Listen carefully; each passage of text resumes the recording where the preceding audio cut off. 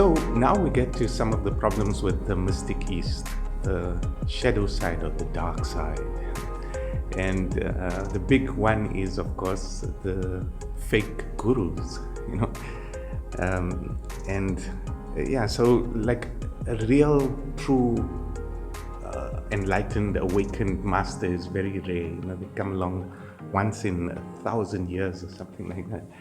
And so there are many at different levels, different stages of awakening or enlightenment.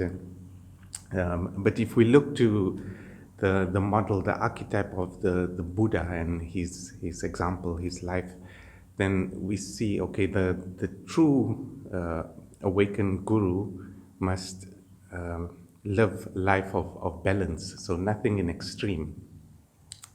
And he must have he must regulate his urges and emotions, his instinctual drives and his primal feelings. And then he should also have this kind of expansive state, even an infinite sense of self. And part of this is this compassion for the suffering of other, not just humans, but beings, creatures. And this kind of pure consciousness in the sense of like the baby or the womb, dismantling all those egoic structures that have been built on top of that pure consciousness. So it's a liberation of that pure consciousness.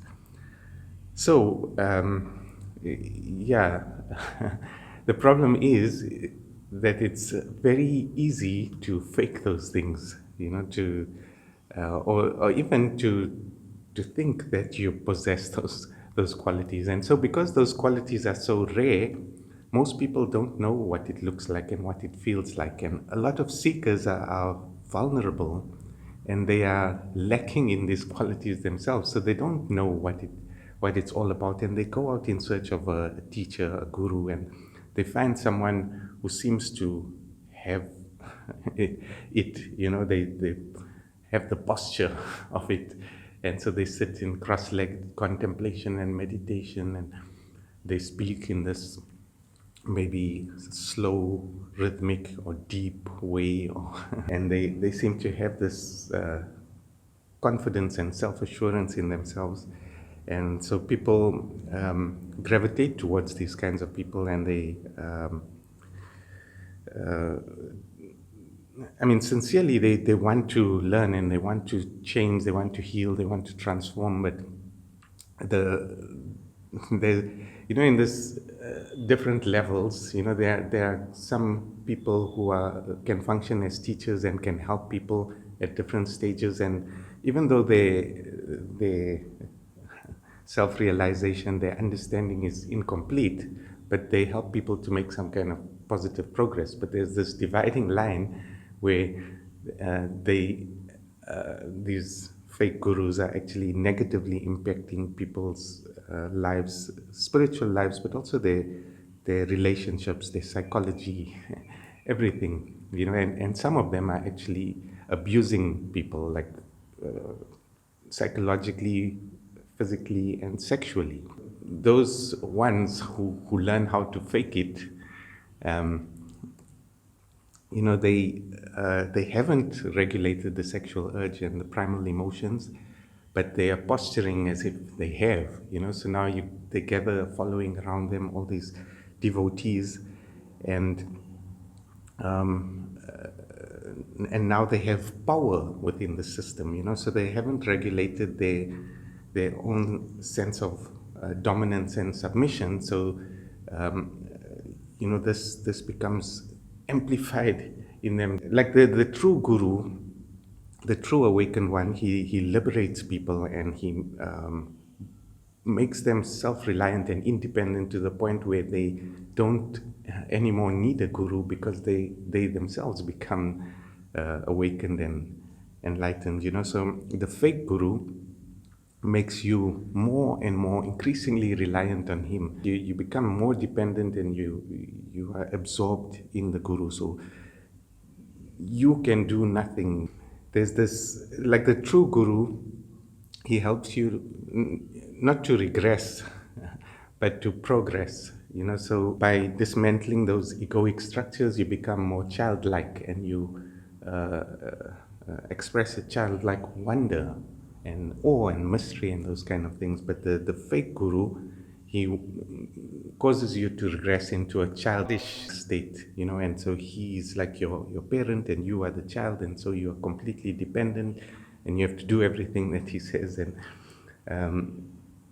the guru is never wrong, no matter what.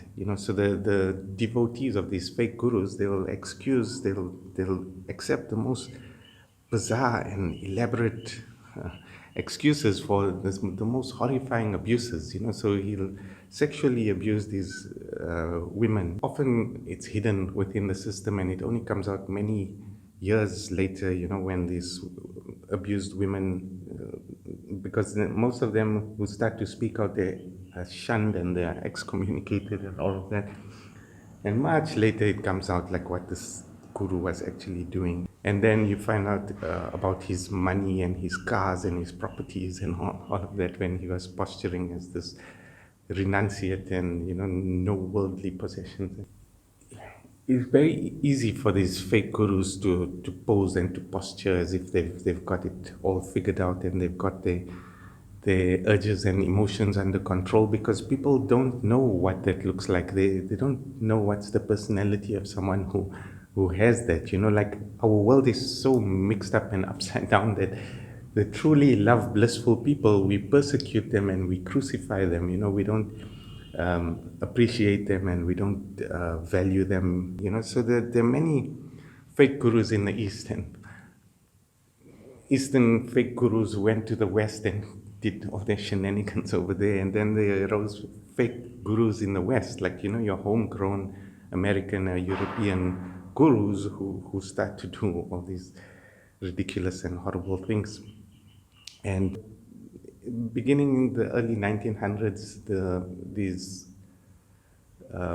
Eastern philosophers and mystics and disciples and all kinds were coming across from the East to the West, to Europe and to United States. And they were presenting different aspects of Eastern philosophy and mythology and spirituality and mysticism. And so some of them were quite knowledgeable, and some of them were quite awakened to a certain degree, but some were not, and they had other agendas and other motives, and some their guru sent them to enlighten the people of the West. And so they come with a certain piece of the puzzle, logical and not rational, and ancient mythology and wisdom has created these representations, and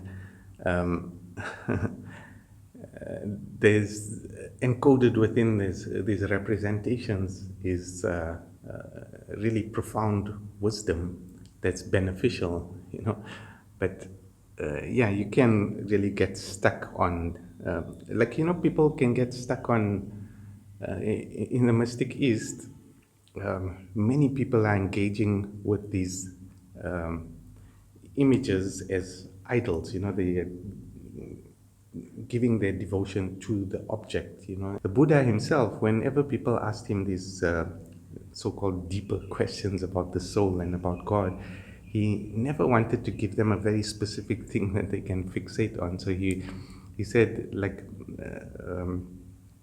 it's like you were shot with an arrow, and instead of pulling out the arrow, you want to know who shot you and where they were when they shot you and why they shot you, and